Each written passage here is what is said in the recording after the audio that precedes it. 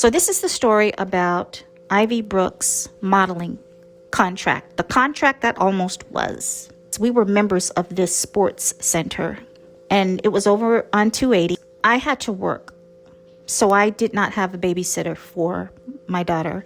I did not want anybody to keep her other than my mom. And my mom was working at the time. She was a teacher, so she wasn't able to keep her. My father was retired, but my father did not want the responsibility of taking care of Ivy. He said that she needed to be with her mom, or she needed to be in daycare, or with her grandmother, but he didn't want to babysit because he was busy. I needed a way to provide for us, so I was blogging online. I was trying to start a mystery shopping business where you go into the stores and you pretend you're a customer and you fill out forms about the experience. And this is part of the marketing strategy. It's part of the business training for companies out there. And I did secure 2 contracts. One was like a store and the other one was like a restaurant. The plan was that I would start my own mystery shopping business because I had already been doing that. And the next contract that I thought I was going to get was McDonald's, the local McDonald's. So my daughter was going with me. And like I said, I didn't want anybody to babysit her, and I did not want her to go to daycare. I was so attached to her that I didn't want anybody else to take care of her. I wanted to do it, and I wanted to be there. And so I took her to work with me. Before I started working at this sports center on 280, I don't know what the name of it is now. Back then it was like Sports Play or something like that. We were members there. She liked to play racquetball.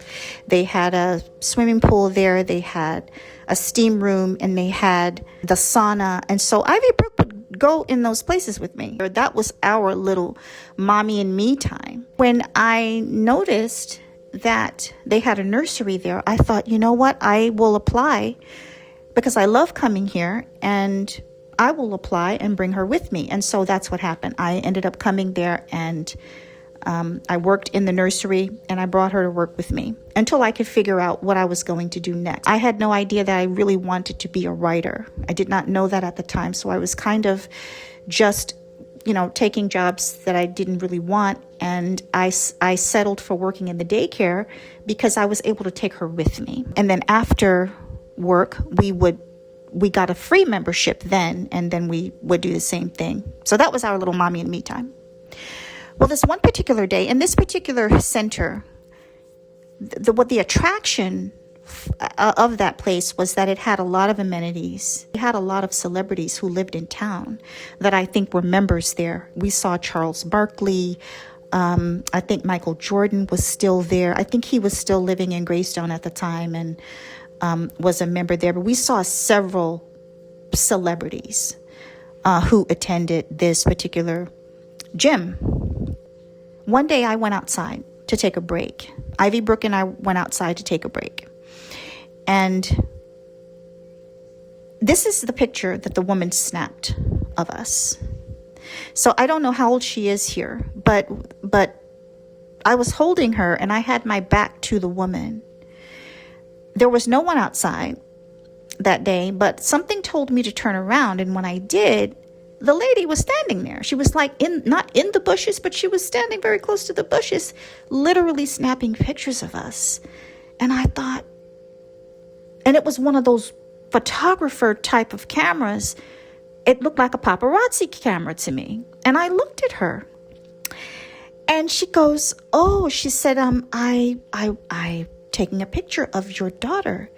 She said, I think she's beautiful. I think she has a very beautiful ethnic look. That's the word she used.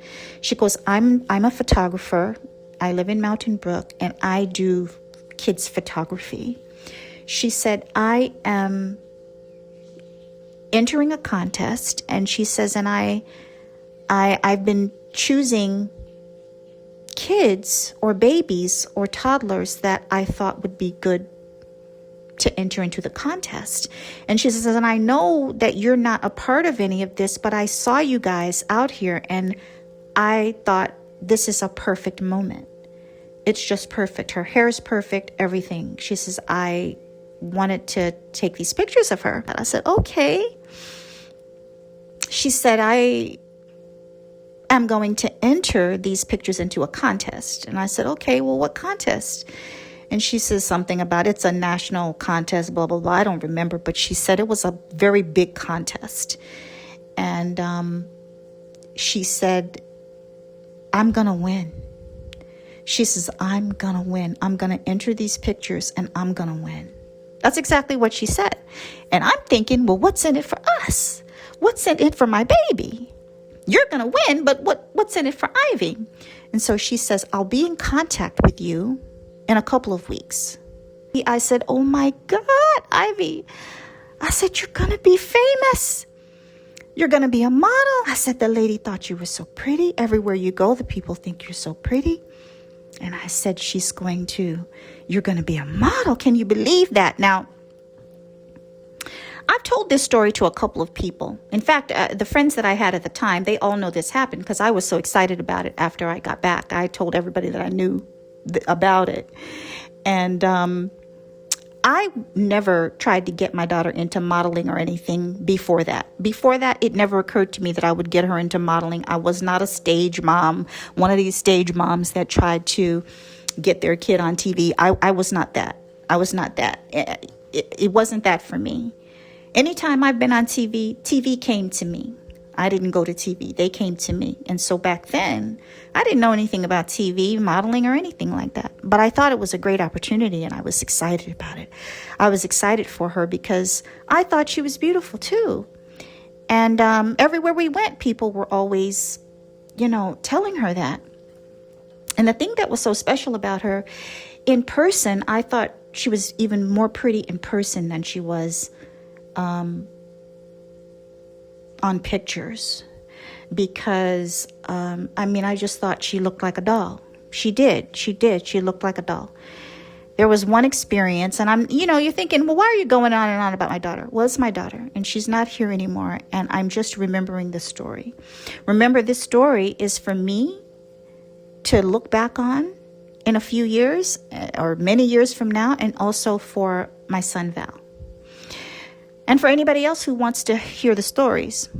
I like family stories and stuff like that, so it's no big deal to me. Anyway, I'm not bragging. I'm just sharing my experience with you guys.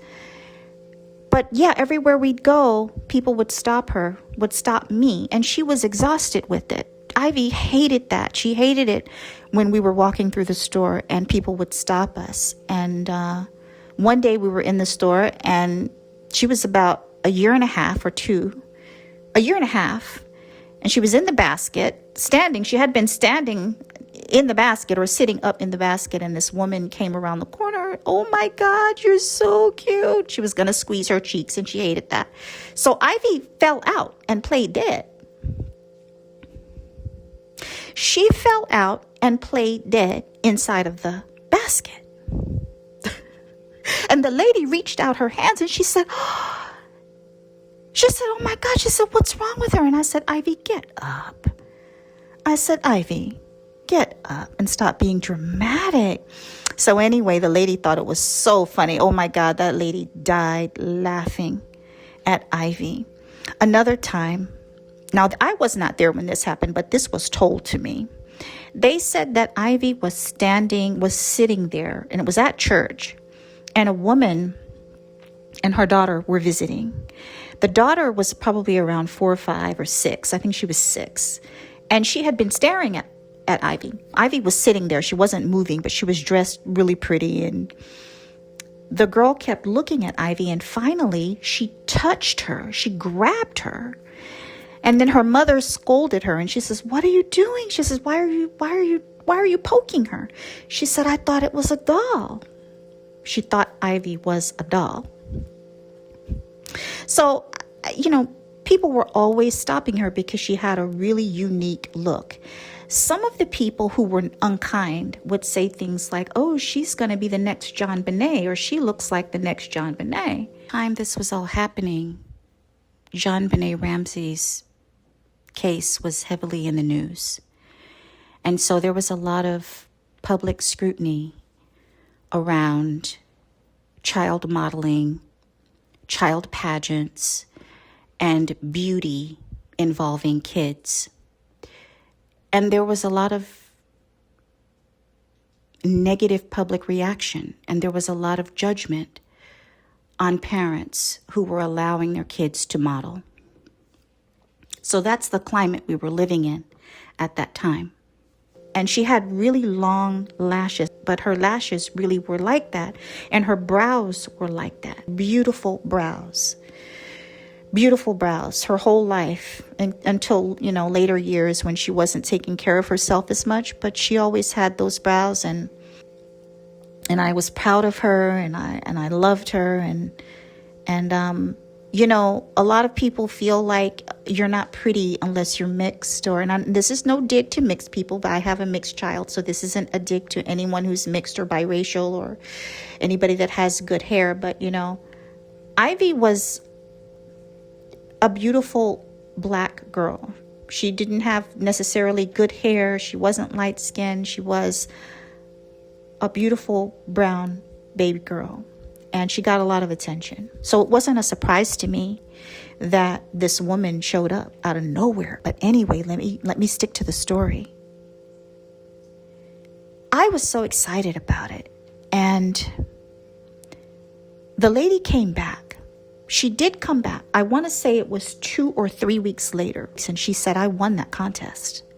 I said, you did? She said, I won that contest. I told you I would win that contest with these pictures. She said, I knew the minute I saw her, I was going to win. She showed me the event or whatever it was. And she told me she had won some money for it. She won some money for it. And I'm thinking, lady, you're telling me that you won money for it, but you're not giving us any?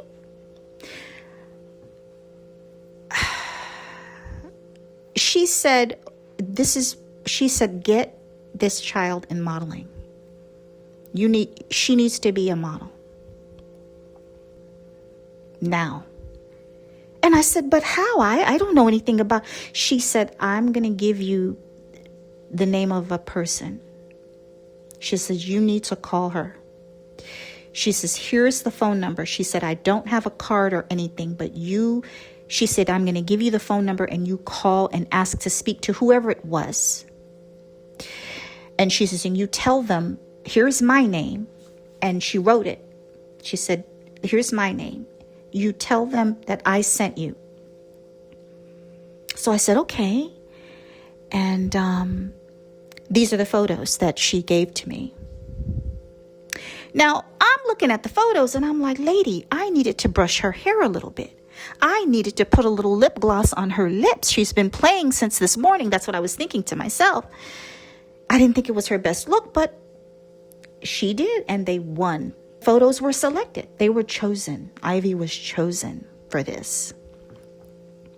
I couldn't believe it. I ran home. I told everybody about it, and I said, no, this isn't going to cost us any money. And she said, absolutely not. Absolutely not. She says, you're not going to spend a penny.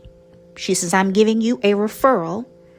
I'm giving you the referral. You tell her I sent you. You tell her that I sent you. And she will be interested, I assure you. And I said, okay. So I did call. She says, let me send you an appointment.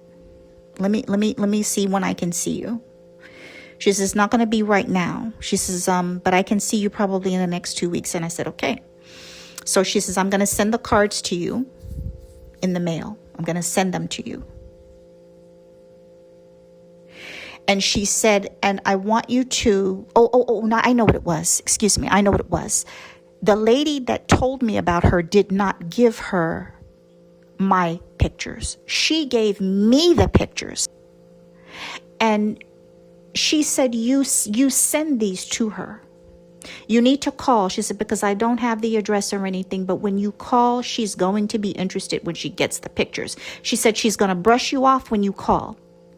Tell her who I am. She's going to accept the call. She says, but she's not going to say anything to you until she gets the pictures. If she is interested, and she will be interested, she's going to send you an appointment to come in to audition. I said, okay. So that's what happened. The lady sent me a card with an appointment on it. These cards right here. And oh my goodness. And so we went. We found the place. We did not even know that there was a child agency or a kids agency. We didn't know anything about that. And so that was all very interesting and exciting. And we got there, and the lady said, okay, when we got there, there were so many kids there. There were all different races there. They were young, they were older, they were babies. There were so many people were there. And I don't know what they were auditioning for, but they were holding several auditions for different things in different rooms. And I thought, oh my goodness. So the lady invited us into the room. And there was like a little stage there, and she told Ivy to get up there, and she was telling her what to do. I don't remember exactly what it was, but she was telling her to walk and she was asking her name and asking her questions. And listen, Ivy Brook, there was nothing coming from her. Crickets. Ivy would not smile. She would not stand. She acted limp. And I said, Ivy, what is wrong with you? I said, just give me a minute. Can you give me a minute? I said, Ivy, this is a big opportunity for you. Stand up. Be good. Be a good girl. Ivy would not do it. She did not want any part of it. So the lady said to me, she goes, Mom, do you want her to do this, or does she want to do this? And I said, listen, the lady came up to me. You know this. I don't know anything about the agency. I was not actively looking. I would love for her to do it if she wants to do it. But if she's not going to, then I'm not going to force her to do it. She goes, I really don't think she wants to. She said she has the look she has for sure. But she does not have she doesn't want to do it. She says, I know what I'm looking at. She doesn't want to do it. But she is a beautiful little girl, and she definitely has the look that I'm looking for, but she doesn't want to do it. She said, now, I mean, if you want to come back, we can try again. We can try again another time and see if she does better, and maybe practice with her if you want. But if not, then it's a no for me unless something changes. And I said, okay. I said, well, all right. I said, that's fine. I thank you for the invite. I appreciate it. And we left.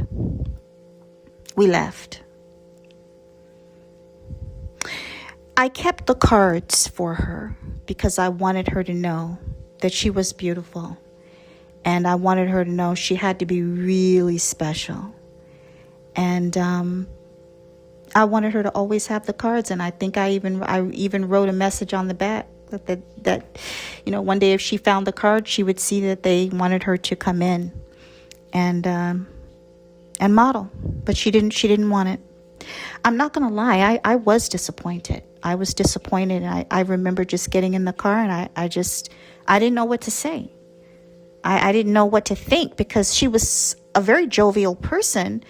But she didn't like taking pictures. She hated that. She hated taking pictures, and she didn't like to be perceived. She did not want people coming up to her, and she hated people pinching her cheeks. And I guess I understood a little bit of that, because my mom told me I was a little bit like that as well.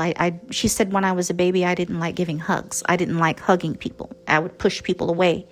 Even as a baby, an arm baby, I would push people away. I would push them back. So I said, okay, well, maybe she's just, I didn't know what to think. I told Ivy that story again when she was in her teens. I mean, she knew the story her whole life. But when I told her again in her 20s, she told me, she said, I remember that day. I said, there's no way you could remember that. You were too little. You don't remember that. She says, I do. I remember. She said, I remember being there. I remember the lady. I remember. And I remember you were very disappointed. I remember your face. You looked very disappointed. And I said, I did. And she said, yeah. She said, I remember you were disappointed.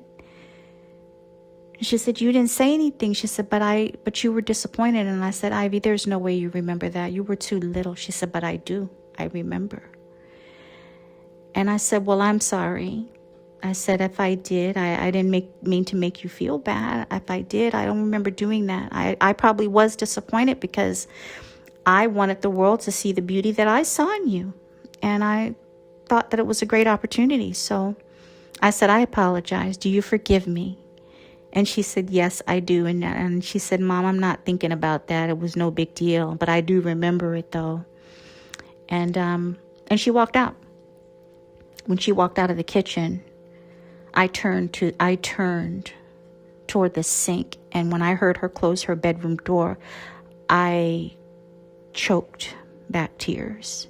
Like I just wanted to collapse when she said that, because I thought, how could she remember if I was disappointed, for her to remember my face and sense disappointment.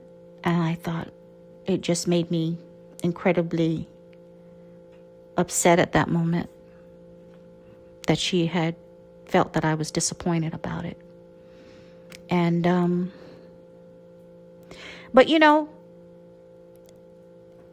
I respected her. One thing about me is I respected what Ivy wanted. I did, even when she was little. If she did not want to do something, I did not force her to do it. But you know, she did a lot of things. She did piano lessons. She did music lessons. She had mommy and me this, mommy and me. That was a lot of that. The only thing that she really enjoyed was playing. She loved to play. She liked to play, period. She didn't want to take pictures. She didn't want to get dressed up in the dress. She wanted to play. And I should have let her, looking back, I should have just let her do that, which I did. I did let her do that. I did let her do that. But I wasn't happy about it sometimes. I wanted her to be a lady because all of the women would tell me, you know, they would say to me, not my mom, but other people, other women would say, make her, you know, sit down, or make her get down, or she's so rough. She plays so rough. They would say that about her. But really, she wanted to tumble. She wanted to play, you know. And we were always trying to make her, I should say I, no one else did except me. I was always trying to make her be proper and prissy, and that just wasn't her. She didn't want to do that. She just wanted to play. I told this story because I'm chronicling some of the things that happened in her life, in my life, and good memories that I want to keep. But I'm also talking about it because I think it's important for us to pay attention to what our kids want. I don't think that we should force them into doing certain things, except things that they must do, which is learn, go to school, and those type of things. But I certainly did not want to force her into any activities. But Ivy was she was a skater, a skateboarder, a really good skateboarder at a very, very young age, 7, 8 years old, 9 years old. She was an impeccable skater and an impeccable swimmer, and took lifeguard lessons. By the time she was 8 years old, she was taking lifeguard lessons at a swim center in Homewood. She was very good at things like that. But anything that had to do with being pretty and being prissy, she wanted no part of it until she was ready. Now, as a teenager, she had times when she wanted to do that, where she wanted to put on makeup sometimes and be pretty. She had moments like that. But most of the time, she liked just being herself. And I do remember being disappointed. And I'm going to be honest with you, and I'm going to tell you what I thought. I thought to myself, well, I was thinking, if you can't feel the magic of this particular opportunity, then I don't know what to think. But now that was the 20-something-year-old me saying that. The 55-year-old woman looks back on that and says she knew herself better than I knew her. She knew who she was. She knew who she wanted to be. And it wasn't that. She didn't want to navigate that world. And I understand that. I get that. But anyway, I'm not going to put the comments on for this one, like some of the ones that want to say I'm sorry, because I love that you say you're sorry, and I appreciate that very much, but I don't want to put myself back into grief I'm reflecting instead. So yes, I know that it affects my views and my engagement, but again, I'm not doing this for engagement or views.